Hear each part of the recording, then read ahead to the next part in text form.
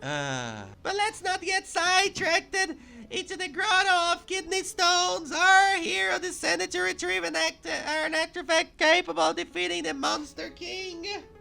Oh no, what's the artifact? I dropped my phone. The Ring of Incredible Power, a bit shoddily crafted, but I assure you, it looks more aesthetically in the real life. No, it's perfect. It has a smiley face. However, the brave knight didn't know that the incredible power of the ring lay in its 440 pounds weight. That was its own magical property. What? I don't know what's 440 pounds. Oh my god. Whoa, it's 199.581 kilograms. Wow, 200 kilos. That's a lot, actually. The only incredible thing about this ring was its incredible stupidity and uselessness. The realization that he spent weeks of his life on a divinely heavy paperweight, and the sudden crushing thought that he should have become a baker instead of a hero just to get some sleep. Well, it broke his poor noble mind, and not that his mind was never intended for serious burdens. No, the knight. Of course, poor brave knight, your tender heart mourns for him. It's not surprise. His voice is full of condescending, fig-net sympathy. Is it jealously? Jealously, it seems. There he was a caricature, a set of cliché tropes in shiny metal, though not so shiny by then, especially on the backside. He's jealous of a frog. He's jealous of a frog. What a nightmare. So the knight perished.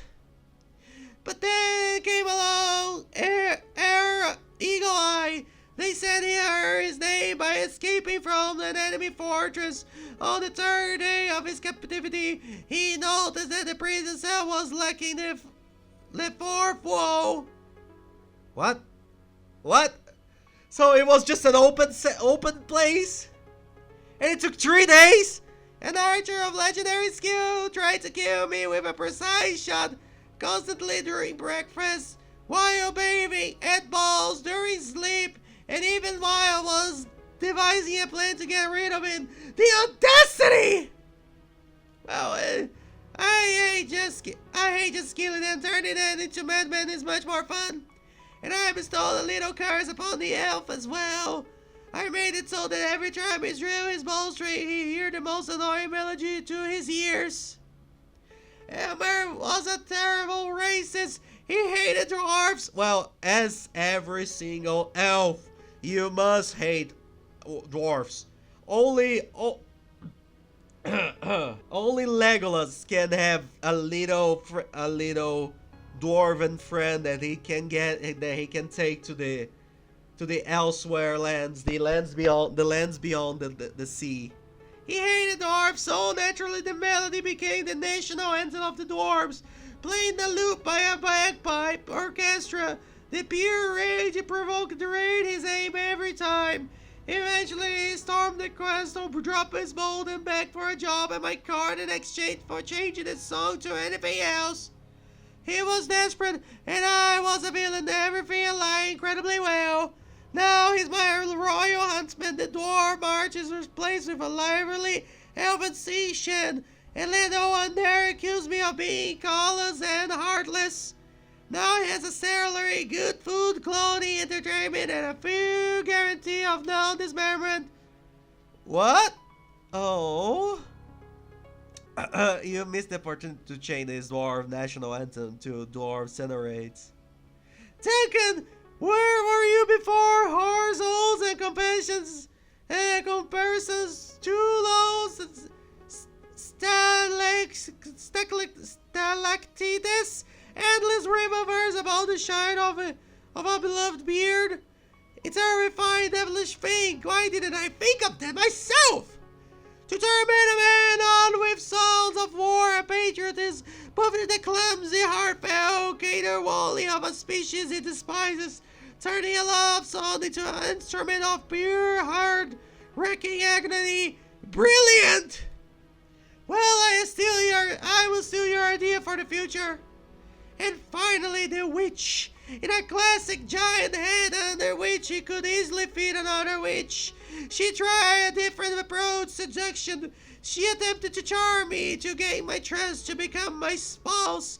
Fatal miscalculation. She didn't consider the fact I never trusted big heads or people, especially when both come hand in hand. And also has suspenders and a belt at the same time. A person who doesn't even trust their own pants certainly don't earn the trust of His Highness. Then again, I actually kind of agree with him. Yeah, why are you going to wear a suspender, Tori, with a belt? Gosh, lady, you are asking to be killed. Then again, I don't trust His Highness either. I don't trust myself, especially the left side of my brain, especially on hard days. But makes sense! Heads don't evolve. I adore big heads. No. You know what? I actually like big heads, you know? I'm not going to be a little loser that's going to agree with you. I adore big heads. Big head, the big head from Dark Souls, greatest character. Oh dear, don't even think about wearing them around me. It better turn into a smaller head, and that's if I am in a good mood. And worse, badgers, lots of very angry badgers. Meanwhile, the witch was quiet over in her murderous intentions, giggling with all her concealed weapons.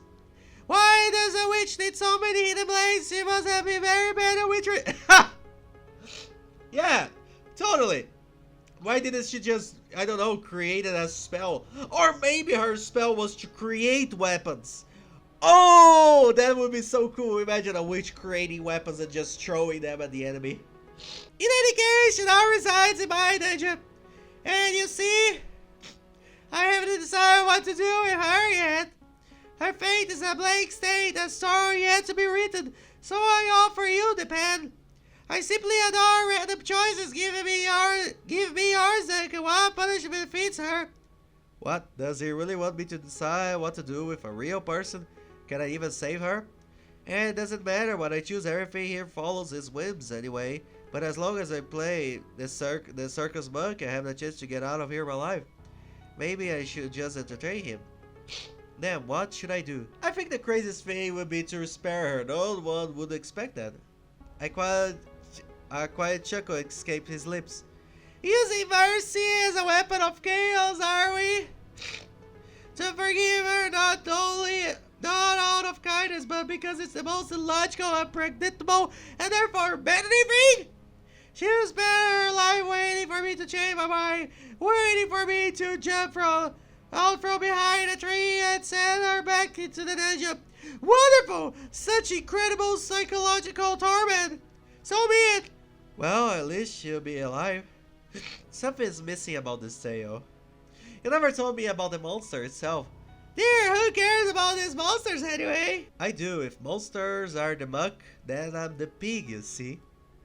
How eloquent! Alright. I'm going to use that phrase. I'm going to use that phrase when I want to ask something that is not very nice. How eloquent! Alright. I must admit, this will be my first performance like this. Darian sounds a bit bewildered, it seems. Allow me to just toss my mind up and see how it lands. You see, the monster was originally much more modest and less majestic. But we all have to start somewhere, right? Then my head suddenly became a bit crowded. First whispers, then arguments, then full-fledged discussion. And that had to be particularly participated in and involved inanimate objects. Gosh, just go to a psychiatrist. I can just come to me in a few years and I will give you a very good medicine and some drugs to cure all of your problems. Don't worry. And we are going to have a lovely conversation and you will become a great king that your people love. Guests in age doors, closets, even in cookie jars. Every container a potential foe. I was surrounded by containers. To be fair, sometimes they told funny stories. Oh my god. But why was I afflicted by this curse? Pottery drives me mad even more so. It seems the question is meant for me. Were you cursed for arrogance, greed? Does your family have anything in common with the Habsburgs? My gentleman, that's so mundane. But that's exactly what happened. You guessed it. It's all about rotten blood, too pure. I beg your pardon. My great-grandfather used to decree forbidding death from old age. In a distant hall, believed a colony of sentient mold was living in her walls, claiming her Uranus. But I always thought I would be spared by this fate. I had to be temporarily isolated to avoid embarrassing guests at royal balls, with the young prince pointing a noble lord to say, "Ha ha!" The nose silently got off from under my bed. What a misfortune for the entire family, except for those in line for the throne before me. My dad would have so many problems for my family, and indeed many of my own problems too. I made a decision. We made it, to be precise. There was already a whole council of us by then. However, Chaos had other plans. A cosmic clerical error. I don't know. Something ancient and terribly bored find itself a new source of entertainment. It offered me a throne, my own corner of reality to rule, where the fragments of my mind will become the laws of the land. No more restrictions or pens for my subjects if I wish. My subjects at first they disagree, but they came to terms, or their minds changed to fit the new realities. And here am I. A dramatic silence ensued. Perhaps I'm the first being to hear this story in the centuries of his existence. I must choose my next words carefully. Will you give me a tip? Thank you for the story. You're welcome, Duncan. To be honest, it wasn't great. I'll need to add more explosions. The shadows finally dissolve into nothingness. You just saved someone from a terrifying fate at the hands of a madman. I felt a certain pride. It would be a pleasant addiction to the horror I felt for the past hour. I'm afraid royal duties await me. Our time is up. I shall send you back, Duncan. I rise from the chair. I squeeze my eyes shut. The light is blinking even with my eyes closed. So unusual after all this darkness. The jar is full of money. It was all worth it. Greetings, organisms. How is your work progressing? Hi, Bob. I see the first transaction was successful. Acceptable. This still doesn't save you from the threat of cleaning sanitary facilities, but it's a wonderful starting point for your entire tiny life. Work is going well, sir. Can I quit? Yeah, can I quit, sir? Can I quit? No! The employment contract enforcement and all know realities. Breach of contract will result in punishment as previously stated by me. Continue working! I'm experiencing a positive emotional reaction. I am proud of you. I will be even prouder if you acquire even more currency. Your tactical gesturing carefree organism is clearly paying off. Wow, thank you, manager. Thank you. You see my good side. Goodbye, Mr. Manager. Your tactical shine, particularly beautiful at this time of day. Your comment regarding the shine of my appendix is not an organism. The secrets to a meticulous regime of polish that we find people case slime. Goodbye. He slaps across the floor to his office. Ah, what a wonderful chap. Wasn't he with me because the jester teleported, my part, but his office could be in the other part. Oh, that's straight. As soon as Bob as Bob rhythmically let slaps fade away, a deep silence descended on the station. One moment I'm in a surreal forest dining on purple goo with a mad god. The next moment I'm being praised by a multi-eyed tentacle monster. Maybe these are all just my deadbeat hallucinations. I'm going to say some part of me enjoys these mad adventures. I mean, I am an adrenaline junkie. Disgusting! Now I have to deal with that too. In the midst of my contemplations, terrifying sounds emanated from my boss's office. Unfair bills! Unacceptable large numbers! Of course, what else could upset him so much, if not that? Steps another visitor. This one decided to come through the door for a change. Well, my platoon, if you want to see the next visitor, leave it a like, leave it a comment, because I need to drink some water because my throat is dying. Bob's voice is amazing, but I can't keep talking like this. And I say we'll see you all in the next video. Captain out. Bye bye.